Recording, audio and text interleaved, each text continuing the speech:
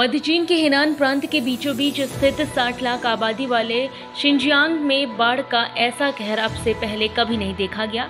पिछले हफ्ते हुई मूसलाधार बारिश से बांध टूट गए, पुल ढह गए और प्रांत का एक बड़ा हिस्सा पानी में डूब गया।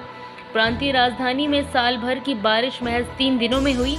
अधिकारियों ने मृतक संख्या तेजी से बढ़कर 99 होने की गुरुवार को घोषणा की थी। अमेरिकी अंतरिक्ष एजेंसी नासा का दावा है कि अंतरिक्ष में मौजूद इंटरनेशनल स्पेस स्टेशन यानी अंतरिक्ष यात्रियों का घर गुरुवार करीब 45 मिनट तक उनके नियंत्रण से बाहर रहा। रूसी मॉड्यूल ने बैकफायर कर दिया था, जिसके चलते यह गड़बड़ हुई। हालांकि नासा के नियंत्रण कक्ष में मौजूद टीम ने कंट्रोल थ्रस्टर की मदद से स्पेस स्टेशन को उसकी कक्षा में पहुंचा दिया, जिससे बड़ा हादसा टल गया। संयुक्त राष्ट्र की बाल एजेंसी ने शुक्रवार को आगाह किया है कि अगले साल से इथियोपिया के संकटग्रस्त टिग्रे क्षेत्र में 1 लाख से अधिक बच्चे कुपोषण के बेहद गंभीर और घातक रूप का सामना कर सकते हैं। 60 लाख की आबादी वाले क्षेत्र में मानवीय मदद पर रोक लगी हुई है।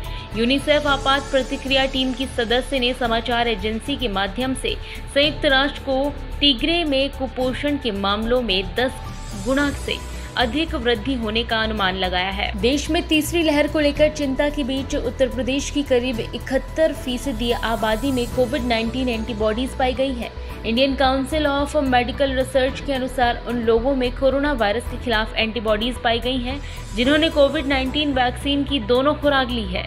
हिंदुस्तान टाइम्स की एक रिपोर्ट में कहा गया है कि जिन लोगों को वैक्सीन की एक भी खुराक नहीं मिली, उनमें एंटीबॉडीज की मात्रा कम पाई गई। जून के अंतिम 10 दिनों और जुलाई के पहले सप्ताह में किए गए सीरो सर्वे में देश भर में 6 साल से अधिक उम्र के बच्चों सहित लगभग 29,000 लोगों को शामिल किया गया है। 21 राज्यों के 70 जिलों को कवर करने वाले सर्वेक्षण से पता चला है कि 67.6% नमूनों में कोरोना वायरस के खिलाफ एंटीबॉडीज थी। यह देश का चौथा सीरो सर्वे किया गया है। केरल सबसे कम कोरोना वायरस के संपर्क में था, क्योंकि यहां जुलाई की शुरुआत तक केवल 45% आबादी के संक्रमित होने का अनुमान है, जबकि असम 50% और महाराष्ट्र 58% था।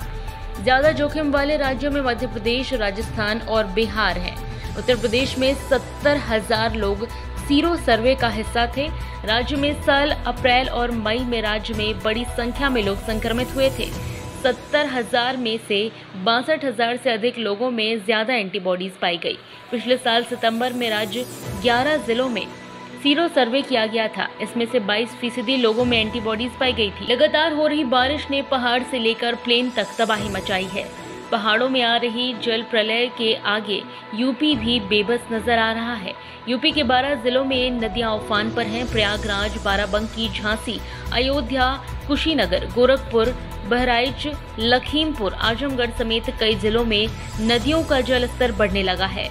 उधर मौसम विभाग का ताज़ा अनुमान बताया गया है कि शनिवार को दोपहर तक बिहार से सटे जिलों और बुंदेलखंड में बारिश होगी।